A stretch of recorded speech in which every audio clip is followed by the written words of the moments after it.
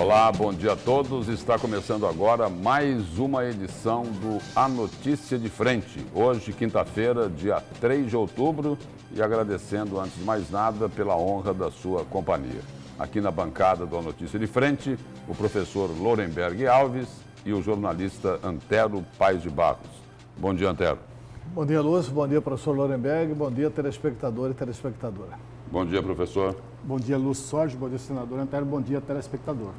E a gente começa aqui, dá o pontapé inicial na Notícia de Frente hoje, falando de um assunto aqui que, olha, é antigo, hein? É antigo e continua aí incomodando. É o FAP, Antero, aquele Fundo de Aposentadoria Parlamentar.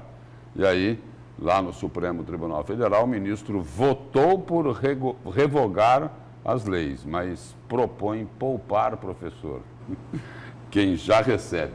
É o ministro Alexandre de Moraes, do Supremo Tribunal Federal, que votou por revogar definitivamente as 6 leis que criaram este famigerado Fundo de Assistência Parlamentar, o FAP, que paga pensões e aposentadorias a deputados e ex-deputados estaduais aqui de Mato Grosso.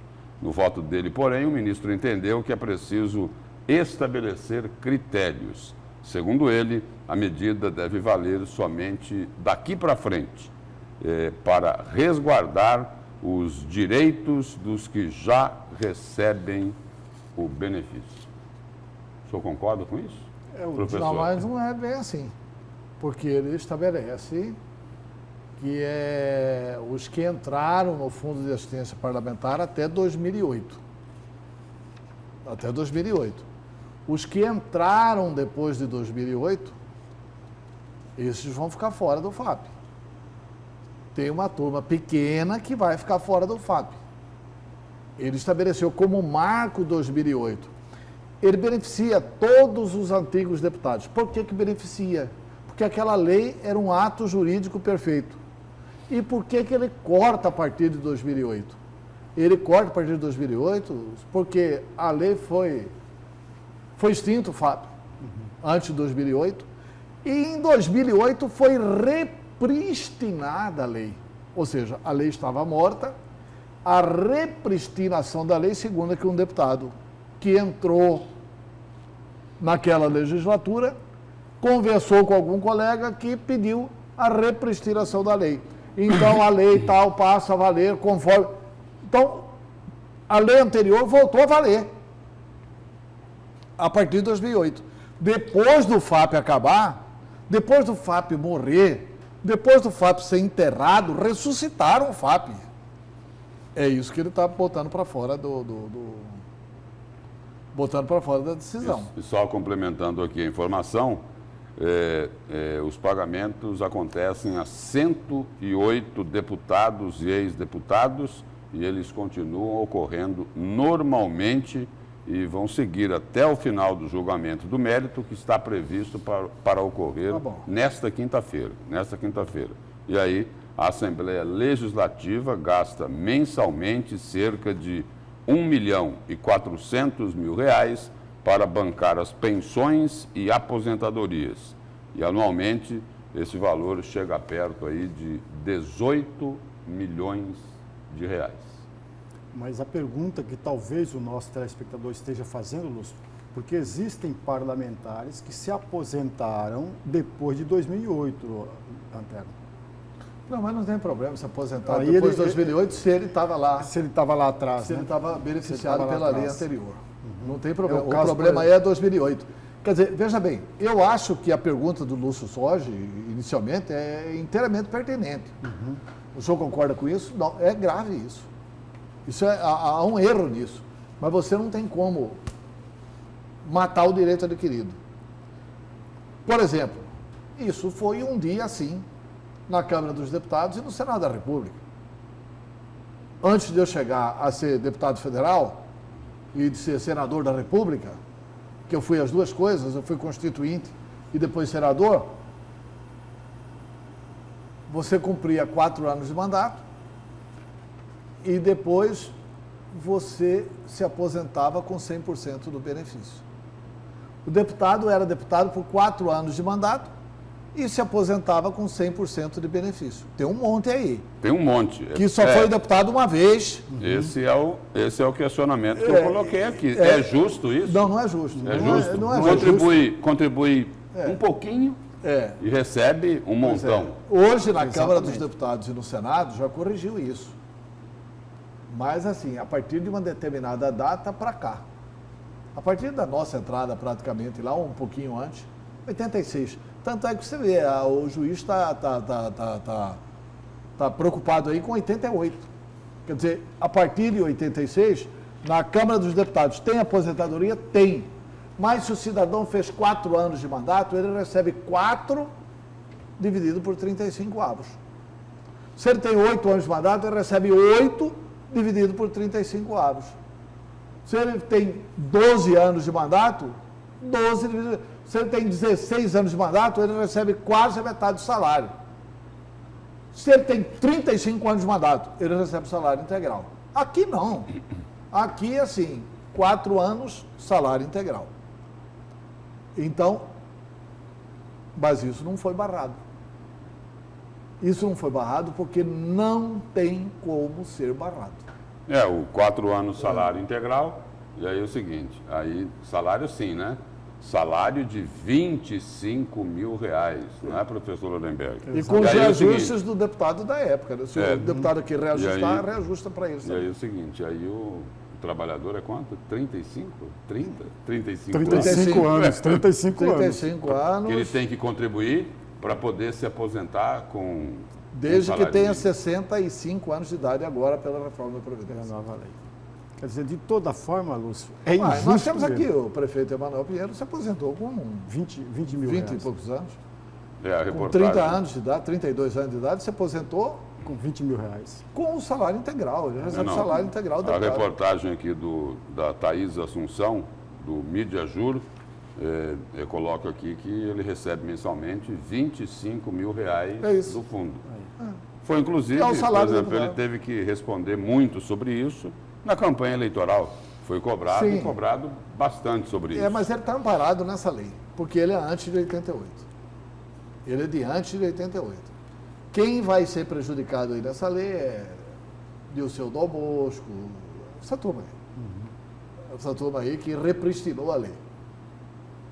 Eles ressuscitaram a lei. Não, essa lei tem que viver, pelo menos enquanto... Logo agora que eu chego aqui, não tem mais a lei. E o contribuinte é que paga essa mamata. De qualquer forma, nós temos 2 países completamente diferentes. Né? Um país que o trabalhador precisa trabalhar todos os dias durante 35 anos e um outro mundo cheio de privilégios. Como muito bem lembrou o Antero, de 4 anos você tem direito a uma aposentadoria que o trabalhador comum jamais alcançaria. Isso você tem um retrato fiel da injustiça.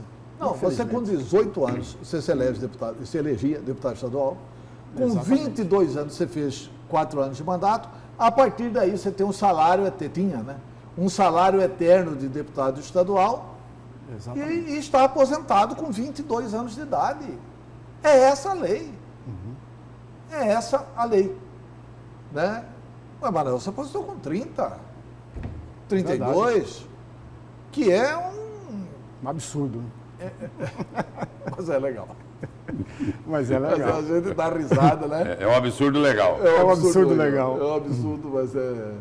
E agora o Supremo está vindo dizer que é legal. Quem tem essa lei beneficiado antes de 88 vai continuar recebendo. E tem uma outra coisa grave aí nessa lista. São 2 coisas que nós precisamos fazer, jornalisticamente. Primeiro, separar os depois de 88, que vão ser excluídos agora, para acompanhar na Assembleia se serão excluídos mesmo. E assim... Ou se vai repristinar de novo. Ressuscitar. Esses aqui são parceiros, passa e tal. Essa é uma. A segunda questão, que é uma coisa chatíssima, que eu acho que Mato Grosso não defende corretamente seus direitos. Tinha que ter uma ação da Assembleia Legislativa no Supremo Tribunal Federal, do governo do Estado no Supremo Tribunal Federal, porque os deputados de Mato Grosso do Sul são pagos aí nessa lista. Os deputados, porque antes era um estado só. Era um estado só. Então, os deputados que estavam beneficiados por aquela lei anterior e que são do estado de Mato Grosso do Sul, quem paga eles somos nós, os contribuintes de Mato Grosso, e não os contribuintes de Mato Grosso do Sul. Só com mais um detalhe aí para essa barafunda que o Lúcio provocou aqui. Igualmente. E o senhor falou aí, professor, o senhor fez uma comparação, né, entre dois mundos, né? Eu vou Exatamente. contribuir aí para ilustrar isso de uma outra forma, só reforçando o que o senhor colocou aí. Na realidade, tem dois tipos de cidadão aí, né? Um de primeira e outro de segunda categoria. Exatamente. É isso? Quer Exatamente dizer, o de primeira categoria, ou seja, ele usou o mandato para um benefício próprio dele, né? E o outro é o de segunda categoria, se enquadra aí na legislação normal que serve para o resto dos brasileiros. E aí eles não entendem por que é que o cidadão fica indignado. É porque é o seguinte, ele não aguenta mais ver tanto privilégio e de quem não precisaria ser tão privilegiado. Agora, de privilégios, vamos para os achaques. É do senador aqui, a declaração do senador Cid Gomes, do PDT do Ceará. Ele diz o seguinte, que o presidente da Câmara, Rodrigo Maia, se tornou presa de achacador. E aí, o presidente da Câmara diz que rebate. Aí o Cid Gomes, irmão do Ciro Gomes, né? Ele acusou o líder do PP lá na Câmara, Arthur Lira, de comandar um grupo responsável por achacar o presidente da Casa, Rodrigo Maia, na proposta que definiu os critérios para a distribuição do dinheiro do mega leilão do petróleo que está marcado para novembro. Abre aspas aqui para a declaração do Cid Gomes. O presidente da Câmara está se transformando numa presa de um grupo de líderes liderados por aquele que podem escrever o que estou dizendo. É o projeto do futuro Eduardo Cunha brasileiro. Eduardo Cunha original está preso, mas está solto o líder do PP, que se chama Arthur Lira, que é um achacador, uma pessoa que no seu dia a dia, a sua prática é toda voltada para a chantagem, para a criação de dificuldades, para encontrar propostas de solução, afirmou o senador, que em 2015 deixou o cargo de ministro da Educação Dilma Rousseff, após chamar o então presidente da Câmara, Eduardo Cunha, de achacador. E volta Cid Gomes aí à carga, fazendo uma denúncia gravíssima em Antelo. E ele é muito corajoso. E ele falou o que está acontecendo lá. Ele relatou o seguinte, essa matéria foi publicada no jornal Estado de São Paulo, ele comentou o seguinte, setores da Câmara, que tem à frente o deputado Eduardo Lira, já precificaram o achaque. O achaque custa 5% dos valores dos royalties, ou seja, tudo que o país arrecadar, que vai ser bilhões de reais, o senador está acusando que os deputados federais da Câmara, continua tudo a mesma coisa, né? Verdade. Estão fazendo um achaque. E olha, tem como duvidar do que o Ciro Gomes está falando? Do que o Cid Gomes, o irmão do Ciro, está falando? Ele está dizendo o seguinte, eles estão querendo tirar 2,5% dos municípios e 2,5% dos estados e dar para o quarto ente federativo brasileiro, que é a Câmara dos Deputados. E que isso vai ser distribuído através de emendas pelos deputados federais. Olha, é uma coisa assim, né? Nós estamos diante de um governo que jurava que ia fazer uma nova política, que não ia negociar, que não ia ser o toma lá da cá. Isso aqui é uma esculhambação. Isso aqui é para chamar o Ministério Público e a Polícia Federal. E, enfim. A gente já ouviu o seguinte... Aí os senadores querem descontar no Brasil. A gente já ouviu o seguinte... Se a Câmara achacar, os senadores não votam a reforma da Previdência. Quer dizer, o Brasil perde dos dois lados, né? Porque a Câmara quer achacar, quer apanhar dinheiro, e os senadores inviabilizam a economia nacional do lado de cá. Então, assim, Está faltando diálogo no Brasil, está faltando democracia no Brasil. A gente ouviu muito aí o seguinte, de que alguns parlamentares, não todos, né, se transformam em despachantes de luxo para fazer negócios lá em Brasília. Neste caso aqui, de acordo aí com as declarações do senador Cid Gomes, do PDT lá do Ceará, não é nem negócio, né? É negociata, né, professor? Exatamente, porque esse valor que vai tocar para a Câmara virá com emendas parlamentares. Isso é pior, né? Porque vai fazer campanha nos seus redutos eleitorais. Aí passa para a empreiteira, aí escolhe a empreiteira, aí tem o retorno, aí tem propina, aí tem, enfim, tudo igual a Lava Jato. Exatamente.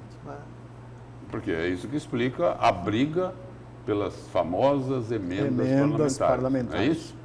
Porque é o seguinte, se fosse pela obra lá, aqui em Mato Grosso, lá em Mato Grosso do Sul, em Goiás, São Paulo, Rio de Janeiro, Minas Gerais, o governo pode fazer a obra, não pode? Se fosse por isso, Lúcio... Não. Eu estou concordando com você. O problema é que não é isso. Não é isso. Não. Se fosse por isso, eles podiam falar o seguinte, olha, o governador Mauro Mendes, o que vai receber é obrigado a colocar na área de saúde. Pronto. Nenhum deputado está fazendo emenda, nenhum deputado está falando assim, olha, tem que comprar o aparelho tanto, mas eu que vou negociar o aparelho, eu que vou fazer a obra, eu que vou indicar a empreiteira para fazer a obra. Isso precisa acabar no Brasil, gente. A gente precisa ter espírito público. Precisa voltar a ter política, como já teve neste país. Eu acho que este país precisa inaugurar uma nova política baseado na velha política. Na velha política do debate, de Ulisses, Montoro, Tancredo, Zé Richa, enfim, quando o Brasil discutia temas, discutia ideias, discutia democracia. Né? Hoje não, discute emenda. O cara é considerado bom deputado se ele trouxe emenda. É quase assim. É considerado bom deputado se ele se enrecou do mandato. É quase isso. É quase isso. Aliás, nós já tivemos parlamentares de Mato Grosso, inclusive, que durante a campanha eleitoral, toda da sua campanha era feita, eu trouxe emendas para tal município, para tal lugar. Isso era muito comum ouvir. E o amigo telespectador certamente lembra desses parlamentares. Infelizmente, aí volta naquela frase que você acabou de falar, é o despachante de luxo. Ele ganha o voto daquele eleitor, onde na região dele, no município dele, foi construída uma escola. Não é isso? Exatamente. Ele ganha o voto ali daqueles eleitores. Mas antes, ele já ganhou muito mais lá da empreiteira, que ele combinou com o prefeito da cidade, que era a empresa que ia fazer a obra. Por quê? A gente não sabe. E com esse dinheiro... Deve ser porque ele conhece a empreiteira, né? Que a qualidade da obra é excepcional, magnífica, deve ser só por isso. Né? Entendeu? E com esse dinheiro da empreiteira, ele compra o voto na onde ele não levou benefício. Né? Então, é uma coisa bacana. Bom, vamos aos destaques aqui. Professor, qual é o seu? Lúcio, amigo telespectador, discute-se muito, ou deveria se discutir muito, a questão da economia nacional, do não crescimento da economia nacional. E por falar na economia nacional, o Edmar Baixa, que é um dos grandes economistas que o país tem, ele fez uma palestra na Academia Brasileira de Letras. E nesta palestra, ele destacou vários pontos importantes de toda a história econômica brasileira. E eu gostei muito de 3 ou 4 situações que ele descreveu e que eu acho importante para trazer aqui para discutir na mesa e com o nosso telespectador. Não podemos perder de vista que o Edmar Baixa foi um dos economistas responsáveis pelo chamado Plano Real. Ele pertenceu ao governo Itamar Franco, depois passou a presidir o BNDES por 8 ou 9 meses e depois se afastou e foi para a vida particular, para a vida privada. É esse o tema do meu comentário. E o seu destaque, Antero? Meu destaque é assim, é o medo do Ministério Público virar chacota. Né? Porque, para a surpresa de exatamente ninguém, o Ministério Público já absolveu.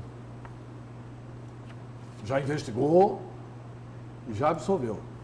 Paulo Prado e Marcelo Ferra não tem nada a ver com a questão das placas. O cabo está mentindo. O porque o cabo Gerson disse que as placas foram entregues pelo Paulo Prado. E agora a Corregedoria do Ministério Público diz que não tem nada disso. Tem um coronel que recebeu essa placa, esse coronel já morreu, arrumaram um morto para consertar isso. Esse coronel já morreu, ele pode ter entregue a placa para o Zaqueu, e aí o Zaqueu usou criminosamente essa placa, e que ninguém no Ministério Público tem nada a ver com isso.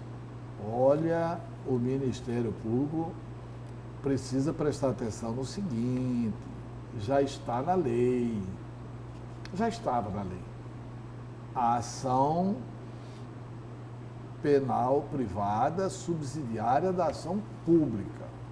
E agora, na lei de abuso de autoridade, colocaram o negócio lá o seguinte, quando houver omissão do agente público, no caso do Ministério Público, em investigar autoridades. Não é que houve omissão, é que houve uma investigação que alguém duvidava que ia ser esse o resultado da investigação do Ministério Público, é que, em havendo a omissão, a nova lei de abuso de autoridade dá direito de uma ação penal privada. Agora, de posse desse resultado, da rigorosa sindicância do Ministério Público, o Ministério Público vai encaminhar o juiz da 7ª Vara, aliás, ao juiz militar, doutor Faleiros, mostrando que o Marcelo Ferra não tem absolutamente nada a ver com isso, Paulo Prado não tem absolutamente nada a ver com isso, se alguém tiver a ver com isso é o coronel que já morreu, e também a Secretaria de Estado de Segurança Pública. O Ministério Público não consegue provar o documento que entregou, enfim, uma série de coisas. Eu acho que o nosso Ministério Público, que é uma instituição que precisa ser defendida e preservada, eu acho que o nosso Ministério Público está fazendo exatamente o que o PT faria se fosse julgar Lula. Imagine o PT julgando o Lula. O Lula ia ser absolvido. Me parece aí, só um complemento aí. O PT julgando o Lula é igual ao Ministério Público julgando o Ministério Público. Só um complemento aí, Antero, no seu destaque, e a corda, de novo, vai arrebentar do lado mais fraco, né? Uma informação aqui, a corda vai arrebentar, ou a tendência de arrebentar em cima do cabo. A corda vai arrebentar no cabo. Né? Porque o seguinte aqui Ministério Público avalia processar cabo por dano, olha só, da placa, dano moral, né?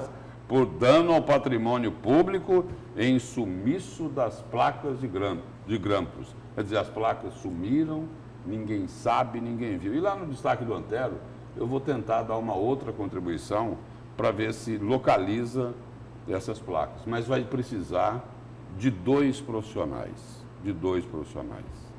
Um que tem especialidade com a terra e o outro que tem especialidade com a água. Com a água.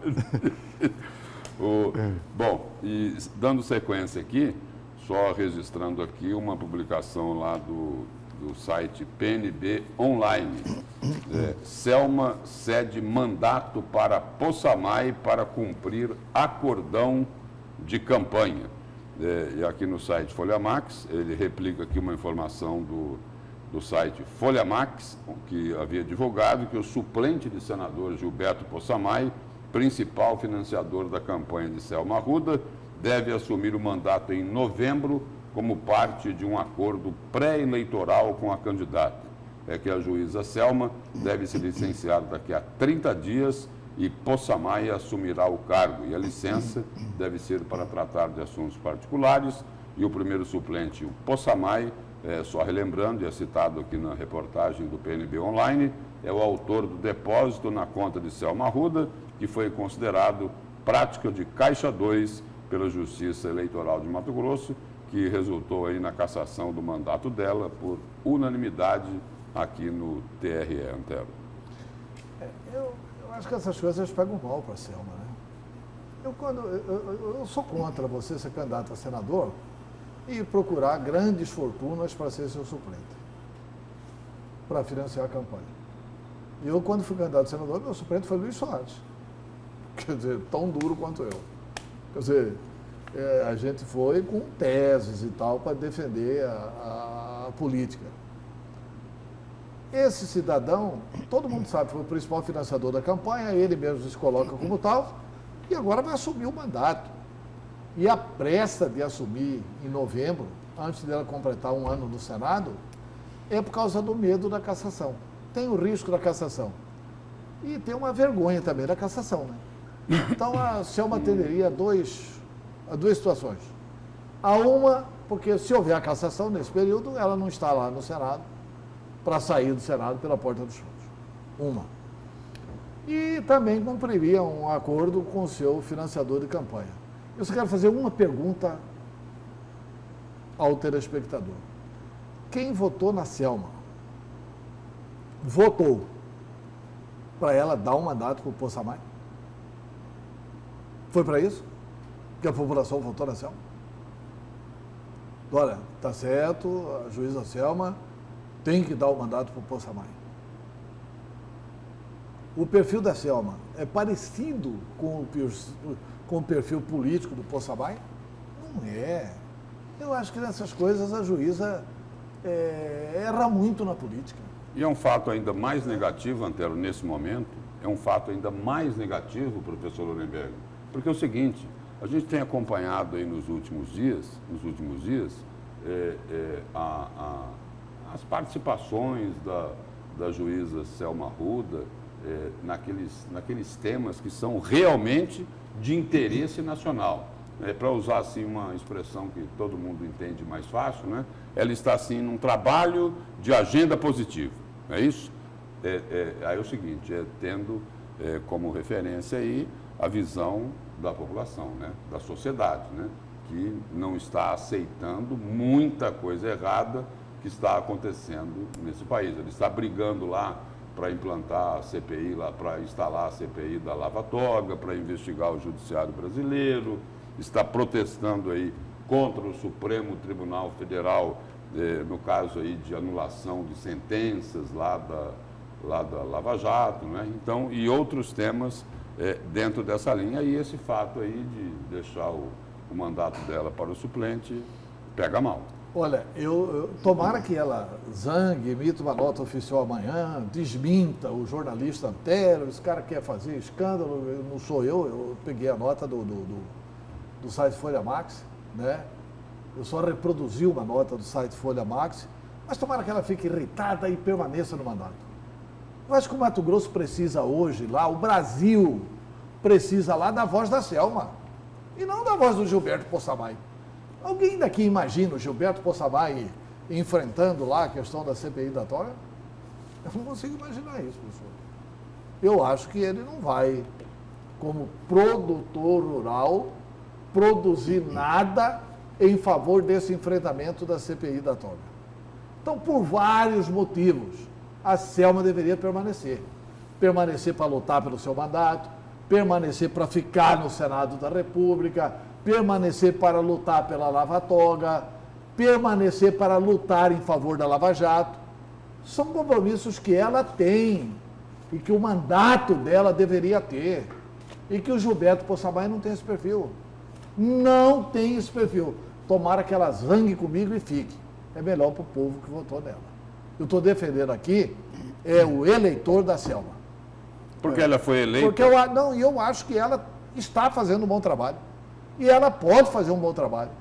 E ela tem conteúdo jurídico nessa área para fazer um bom trabalho. Coisa que o Possamay não tem. Pode ser bem intencionado, mas não tem nada a ver com esses temas que estão sendo tratados lá.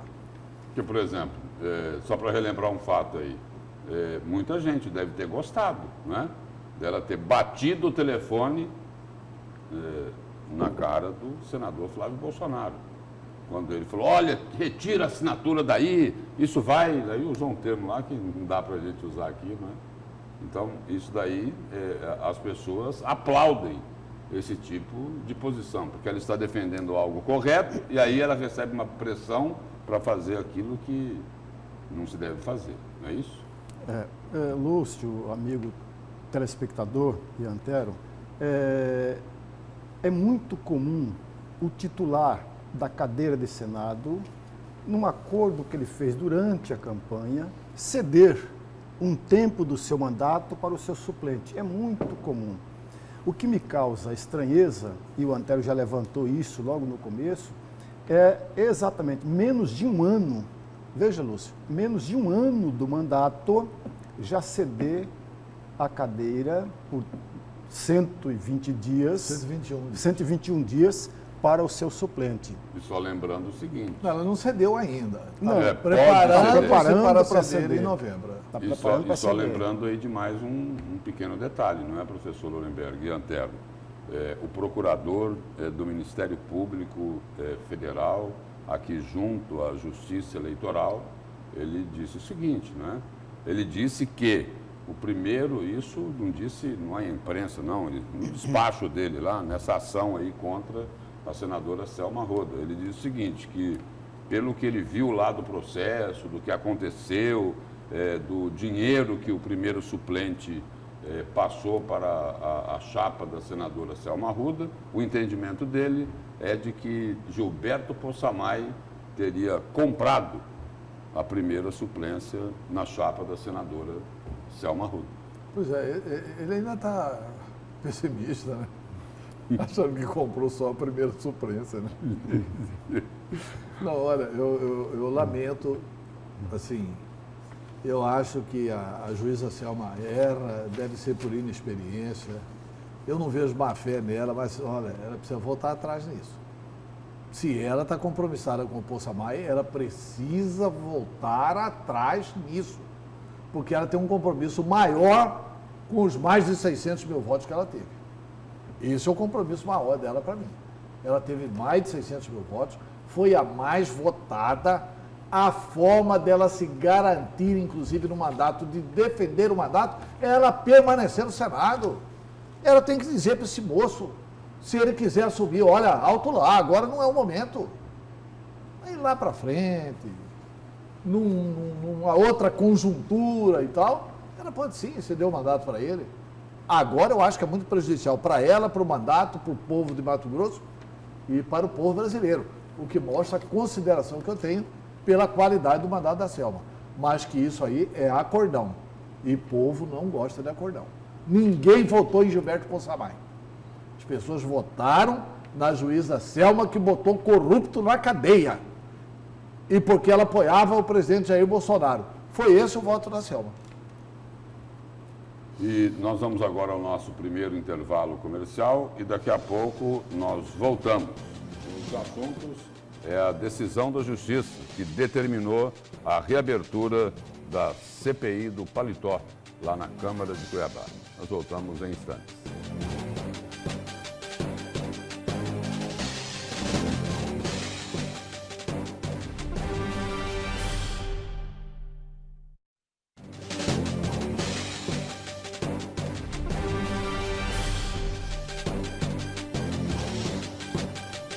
Nós estamos de volta com a notícia de frente desta quinta-feira e agora destacando que a Justiça determinou a reabertura da CPI do Paletó, que investiga o prefeito Emanuel Pinheiro.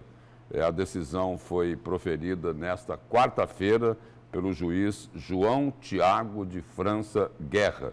A condução do inquérito foi comprometida em 20 de setembro, quando o presidente da Câmara, Misael Galvão, alegou erro formal para não reabrir a CPI contra Emanuel Pinheiro. E aí a Câmara entrou com recurso de embargo de declaração em função da decisão que determinou a indicação de novos membros e a retomada da CPI. E no mundo jurídico, conforme aqui uma reportagem da Vitória Lopes, do Gazeta Digital, esse tipo de recurso serve para esclarecer alguns pontos da decisão. É que Misael Galvão disse que não tinha entendido muito bem qual que era a determinação do juiz, que estava muito confuso e queria que isso se esclarecesse. Conforme a decisão do juiz, a decisão não apreciou a atribuição do efeito suspensivo dos embargos de declaração. Por regra geral, os embargos de declaração não possuem efeito suspensivo.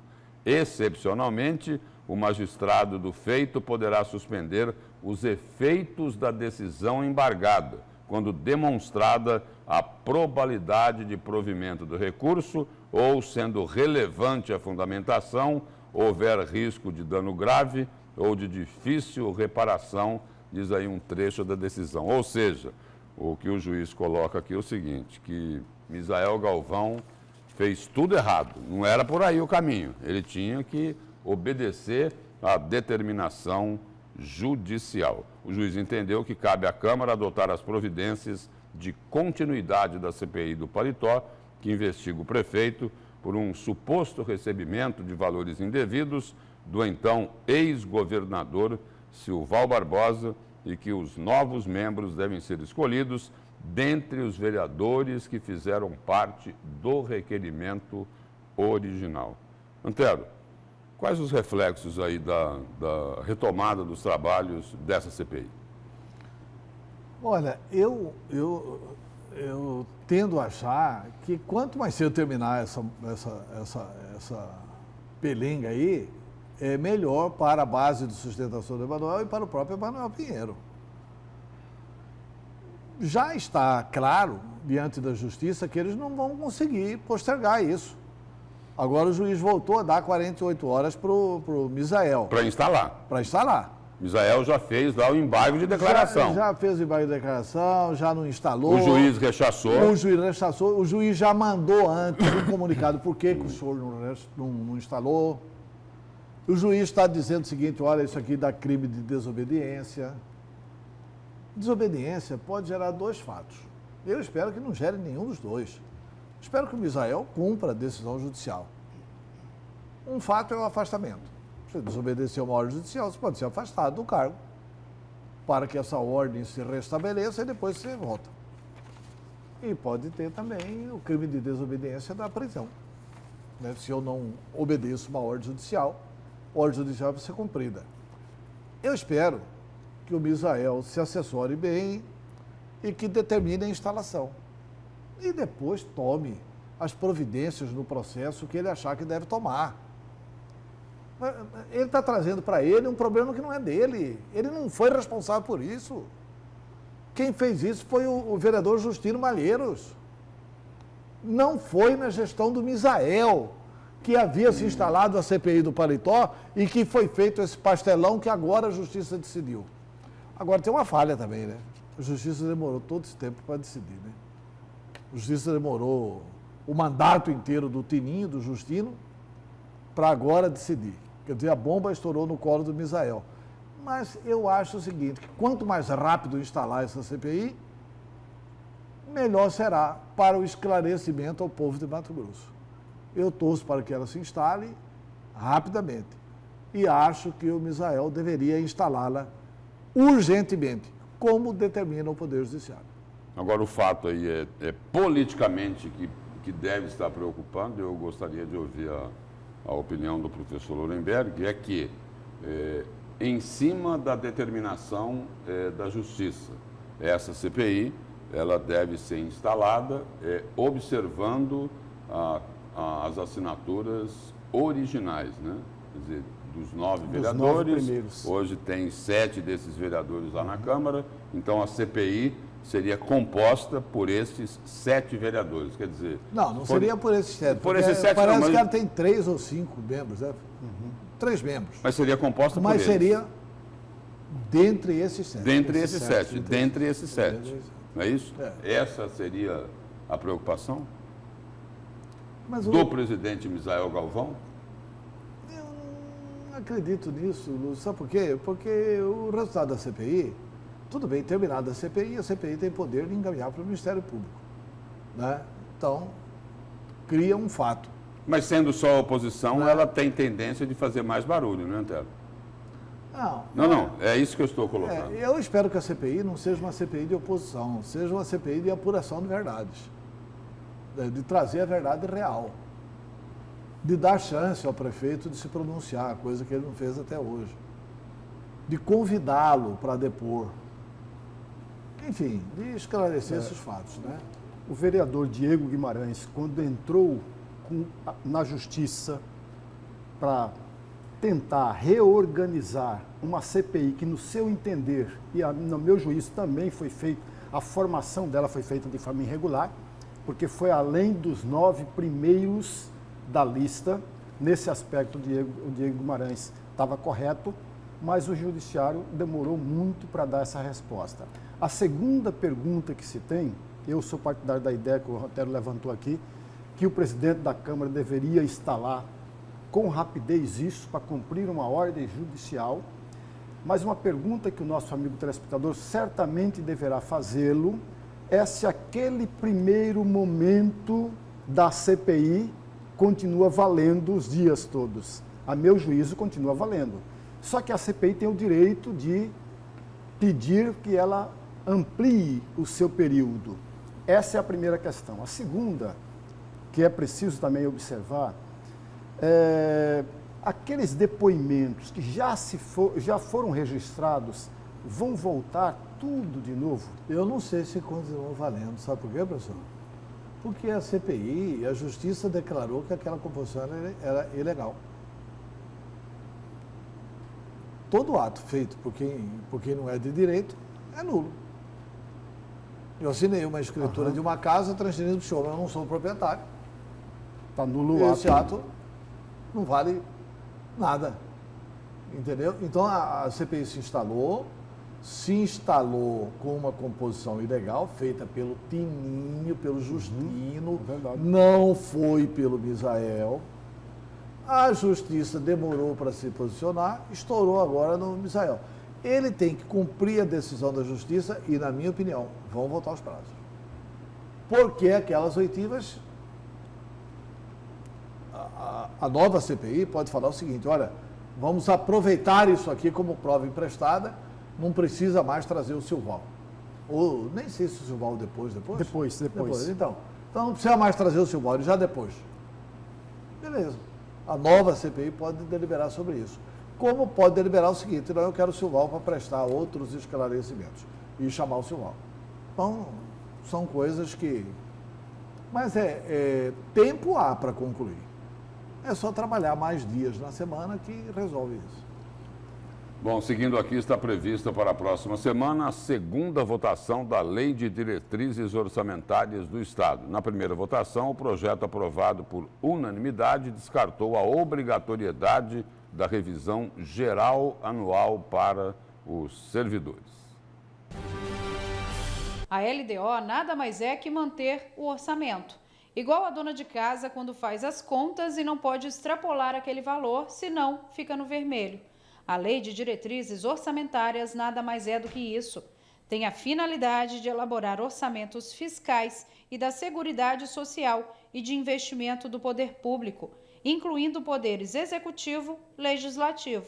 Depois de muitas idas e vindas, o projeto finalmente foi votado em primeira votação no plenário da Assembleia Legislativa. Aprovou-se, né, a LDO, nós tivemos aí alguns vetos aí de pareceres aí contrário a algumas emendas. E as discussões foram acaloradas, né? Foram acaloradas e vai continuar acaloradas, né? Até porque eu estou aqui para me fazer um trabalho voltado à sociedade mato-grossense, aos servidores públicos, né? Eu faço política de forma independente, o que é de necessidade do Estado e é de mensagem positiva que o governo encaminha, eu voto sem nenhum ressentimento, sem nenhum problema. O texto original da LDO de 2020 recebeu 113 emendas. 61 foram acatadas pela Comissão de Constituição, Justiça e Redação. O deputado Lúdio Cabral apresentou algumas sugestões, parte delas acatadas, outras vetadas. Para ele, ainda faltam detalhes que possam contribuir com o orçamento e com a destinação dos recursos.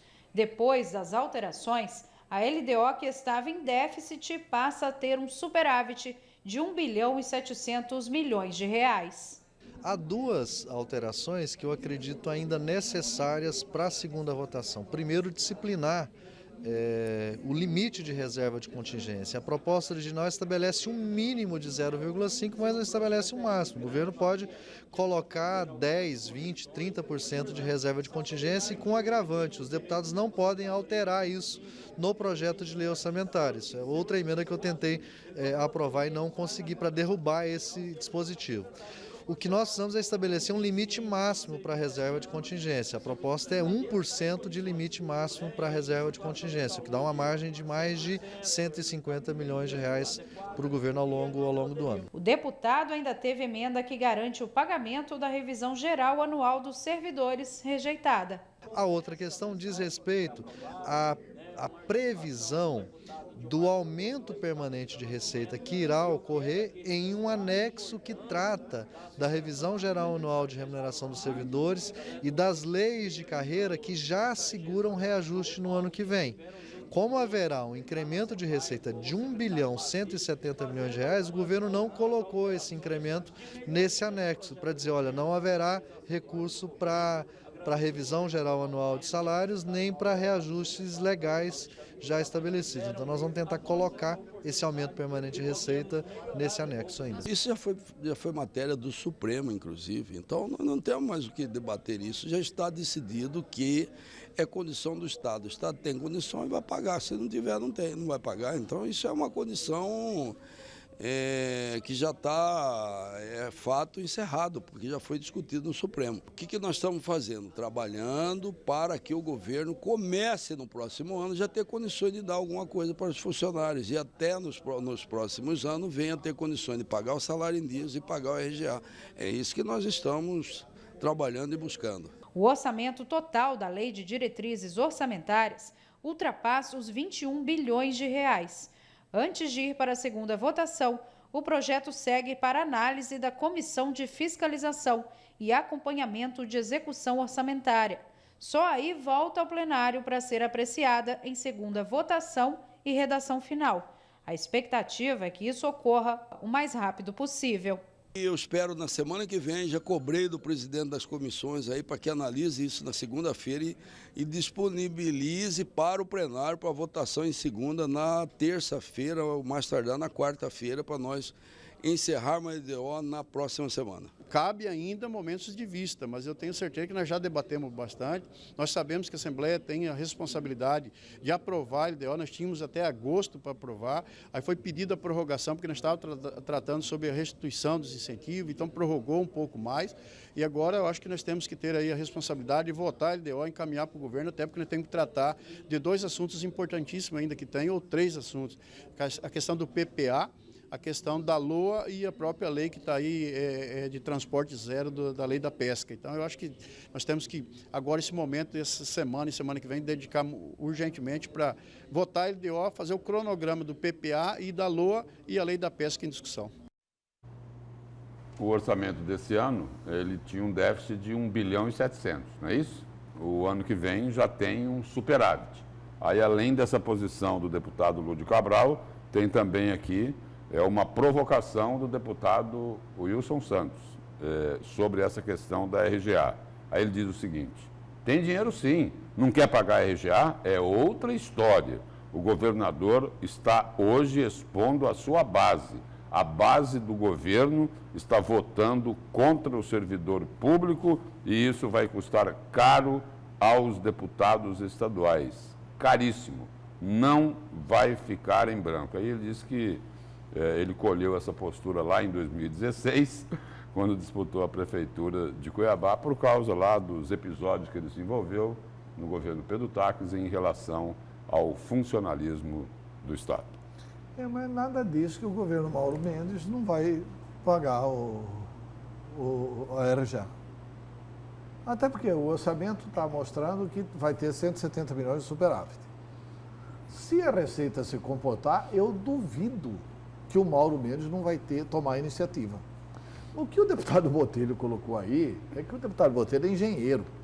Ele é de uma racionalidade impressionante. O deputado Botelho é racional. Ele tem emoções, claro que tem emoções, etc. Tal, mas ele é um cidadão bastante racional. O que ele colocou aí foi o seguinte: o Supremo já deliberou que se não estiver cumprindo a lei de responsabilidade fiscal, não pode pagar. Mas o Supremo não deliberou que se tiver em condições, não deve pagar. O Supremo deliberou diante da impossibilidade, por causa de uma exigência da lei de responsabilidade fiscal. Então isso aí não precisa pôr na lei, cara. Isso aí já está praticamente assegurado. E eu creio que é interesse do governador pagar a RGA. O Mauro Mendes se saiu bem na prefeitura de Cuiabá. Se você fizer uma pesquisa entre os funcionários da prefeitura, os funcionários da prefeitura têm enorme respeito pela gestão dele. Se o Pedro Taques tivesse atacado esses problemas de frente, o Mauro Mendes não teria recebido esses problemas. Entendeu? Então, assim, eu acho que o governo vai pagar a RGA no ano que vem. Simples assim. Professor Lorenberg Alves, o seu destaque de hoje. Lúcio, Antero e amigo telespectador, discute-se, mas não o bastante, sobre a economia brasileira, principalmente nessa reta que não consegue crescer. O Edmar Baixa, que é um grande economista, fez uma palestra, e nessa palestra eu destaquei 4 itens que me parecem importantes. O primeiro deles, ele lembra a todos nós que a Coreia do Sul, nos anos 70, tinha uma renda per capita menor do que a nossa, menor do que a brasileira. Mas no ano passado, em 2018, ela teve 2,5 vezes maior do que a brasileira. Veja, amigos, quase 3 vezes maior do que a brasileira. Esse é o primeiro ponto, o primeiro aspecto. O segundo aspecto, e ele vem da questão histórica, dos anos de 1980 a 1995, nós vivemos, isso é verdadeiro, vivemos um período de turbulento de instabilidade com a hiperinflação, batendo as portas e estrangulando o balanço de pagamentos. Isso é verdadeiro. Mas logo em seguida, já o terceiro ponto que ele chama a atenção, ele fala do Plano Real. Aliás, o Edmar foi um dos responsáveis pela criação do próprio Plano Real. O Plano Real desencadeou um novo ciclo no país. Todos nós que já lemos um pouco mais sobre o Plano Real vai lembrar do benefício que ele traz à economia brasileira. Ocorre que nesse período, depois do Plano Real, ocorreram riscos por conta, e aí são palavras dele, por conta do risco provocado pelo governo Dilma, que trouxe aí um resultado ruim na questão da recessão, do desemprego e da crise de confiança. São os 3 grandes problemas de acordo com o economista. E aí vem o 4º e último item que ele chama a nossa atenção. Como nos livrar disso? Como fazer com que a economia volte a crescer? Não no patamar de 0,8% que está previsto para o crescimento neste ano. Mas ele fala de uma coisa que é muito antiga, que os economistas liberais sempre disseram, a questão de abrir o comércio para o mercado externo, de abrir as portas do Brasil para o mercado externo.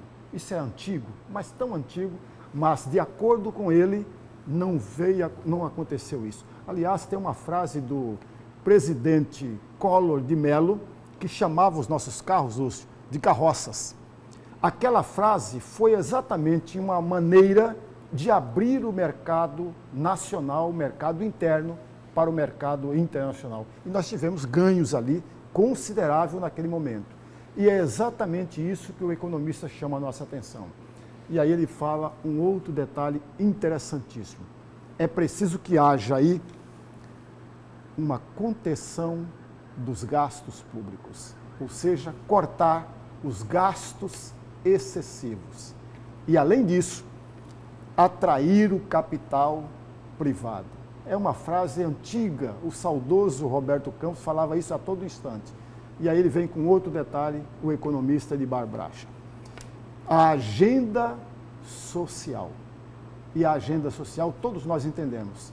Cultura, educação, habitação, saúde, a questão urbana, tudo isso provoca aquilo que todos nós deveríamos saber, que é o estímulo que as pessoas podem tornar muito produtivas a respeito disso.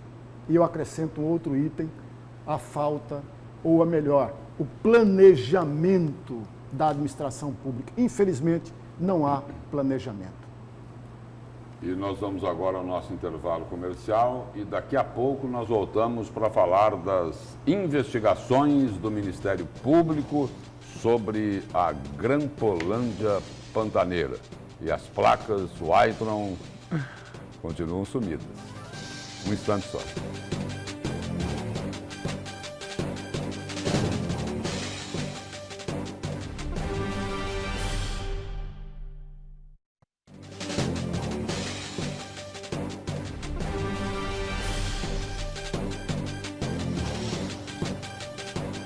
Nós estamos de volta com a notícia de frente desta quinta-feira, falando agora dos grampos ilegais. O Ministério Público Estadual finalizou 4 das 9 investigações sobre promotores e procuradores de justiça acusados por policiais militares presos durante a operação da Grampolândia Pantaneira. E a conclusão do Ministério Público foi que não há provas para incriminar o procurador Paulo Prado e o promotor de justiça Marcos Regenoldi. Vamos acompanhar. Bom dia. A investigação do Ministério Público Estadual aponta o promotor de justiça Marcos Reginoldi não praticou falsidade ideológica contra um analista durante investigações contra o tráfico de drogas. Nós ainda procuramos analisar caso a caso os procedimentos em que o promotor atuou nos idos de 2013, quando ele esteve no GAECO. E nesses casos que nós analisamos, nenhum é compatível com a versão apresentada pelos policiais militares nessa denúncia feita lá perante o juízo da 11ª Vara Criminal. Por quê? Ou a investigação foi exitosa e os resultados foram profícuos, obteve-se êxito na prisão de pessoas, na apreensão de drogas, ou a investigação ela foi muito curta e não prosseguiu por falta de indícios. E nós observamos que o promotor de justiça, na verdade, ele seguia à risca aquele conteúdo desses relatórios.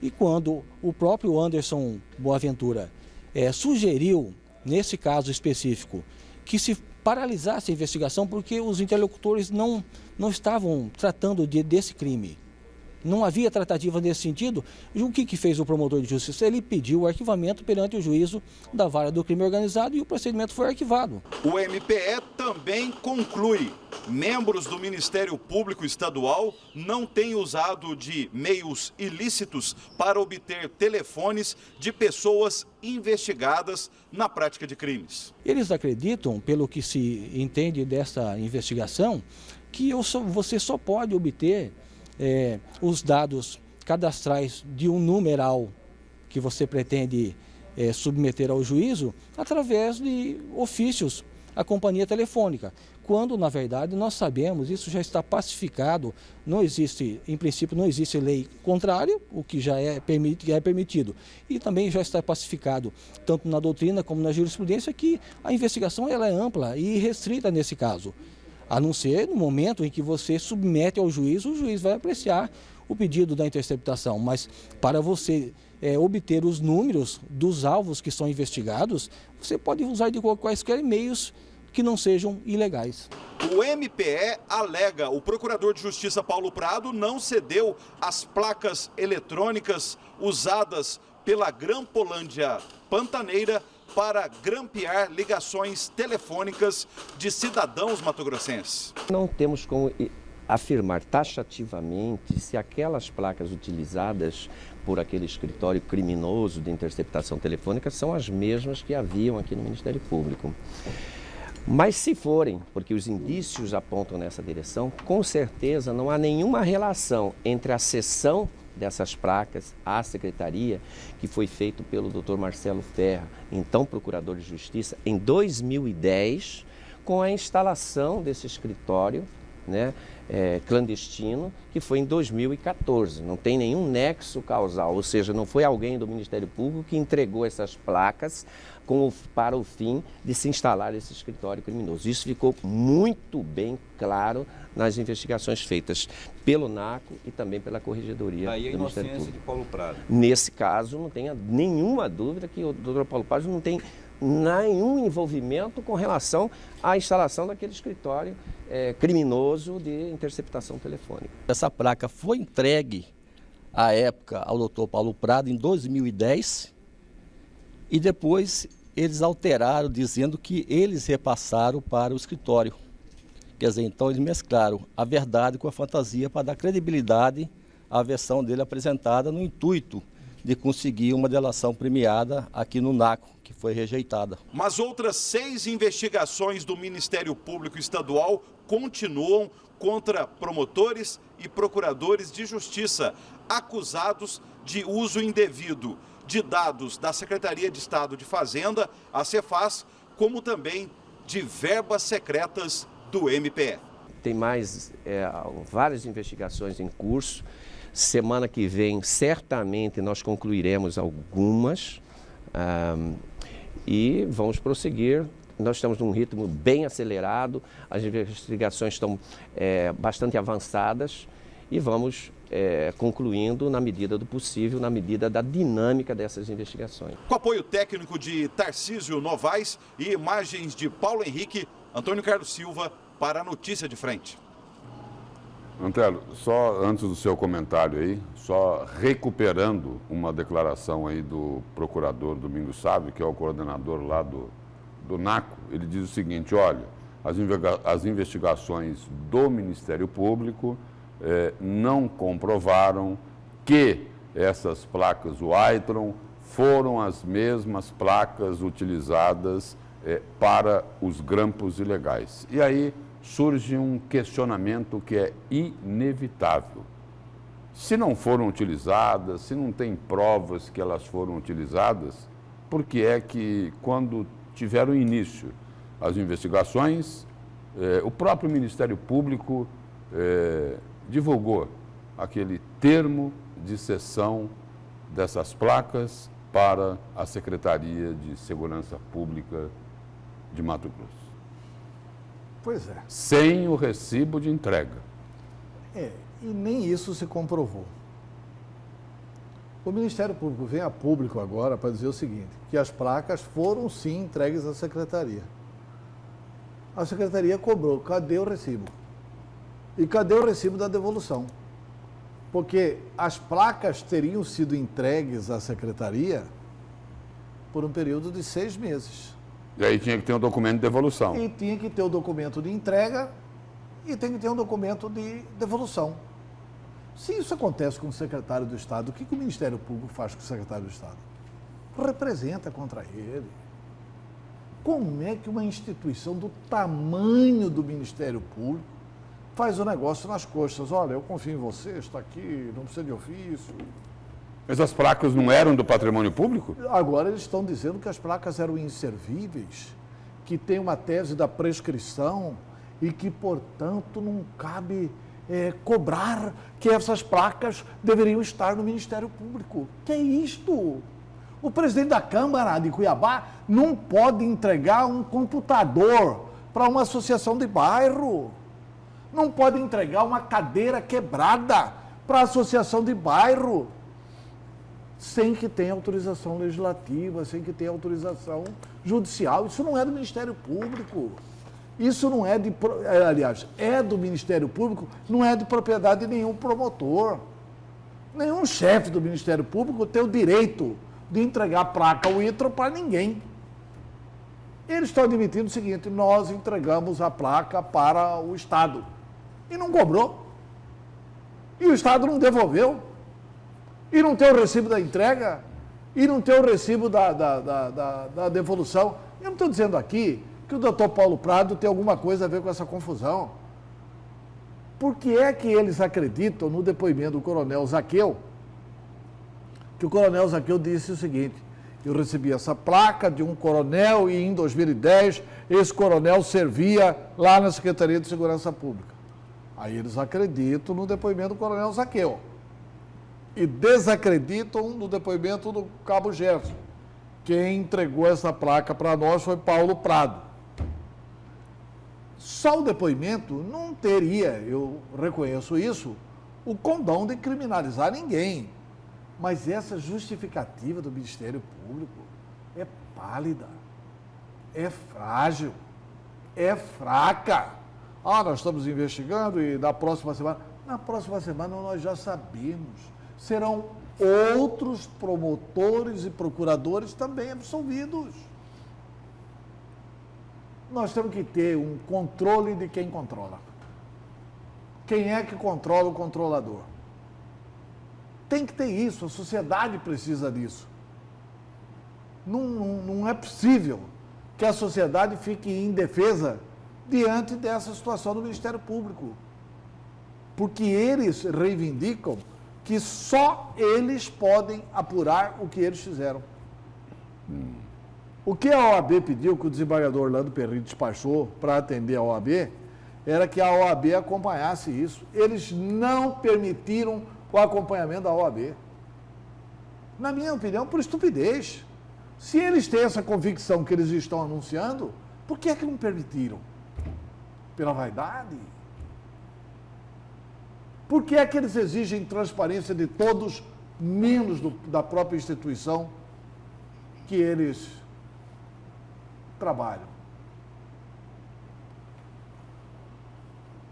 Eu não sei se o caso terminou, né? Eu fico até torcendo para que verdadeiramente nenhum promotor seja incriminado, nenhum procurador seja incriminado. Isso é a sociedade ideal, né?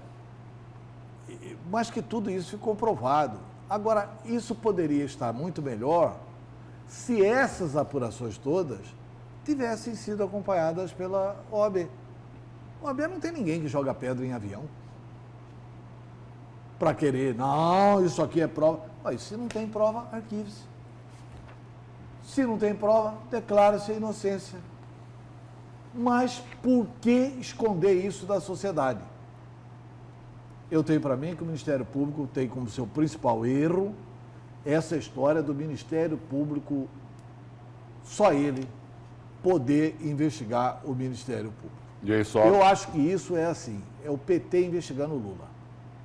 Se o PT for investigar o Lula é absolutamente inocente, o Brasil deve perdão a Lula, tem que pedir perdão à Justiça, Sérgio Moro, os procuradores da Lava Jato, todo mundo tem que pedir perdão para Lula. Manda o PT investigar para ver se não dá isso. O Ministério Público investigar o Ministério Público, dá nisso aí. E aí o Ministério Público... E vai, daqui a uma semana, novas absolvições serão anunciadas. Agora é a prestação. E o Ministério Público, nessa investigação, aí está avaliando processar o cabo Gerson, sim, por dano ao patrimônio público em sumiço das placas dos grampos. Pois é, né? A placa sumiu do Ministério Público. Aí o cabo que vai pagar. Porque ele falou que jogou as placas no rio, não é isso? Sim. Não foi isso? Não foi o que o cabo Gerson falou? Foi. Não foi? Mas o Ministério Público está falando que não se pode afirmar que são essas placas. Se eles vão processar o cabo Gerson, porque eles sabem que são essas placas. Né? E se eles vão processar o cabo Gerson, por que não processa quem que deu essa placa para o cabo Gerson?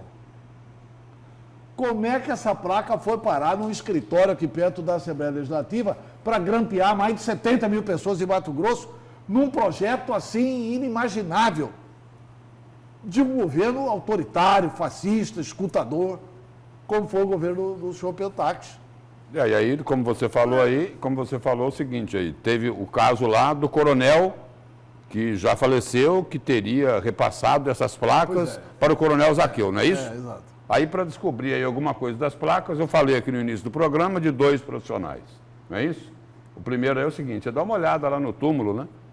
Pedir auxílio para o coveiro, se tem alguma placa lá. E a gravidade disso, Lúcio, é que os mortos têm direito à honra, né?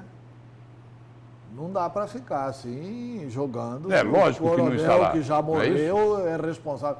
O coronel que morreu em 2011, 2012, é responsável por uma pataquada que aconteceu aqui em 2014, 2015.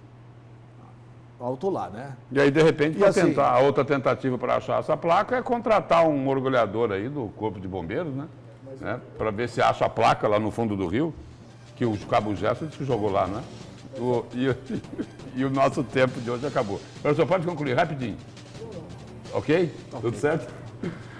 E o Notícia de Frente de hoje fica por aqui. Amanhã, às 6 da manhã, estaremos de volta. Até lá e um bom dia.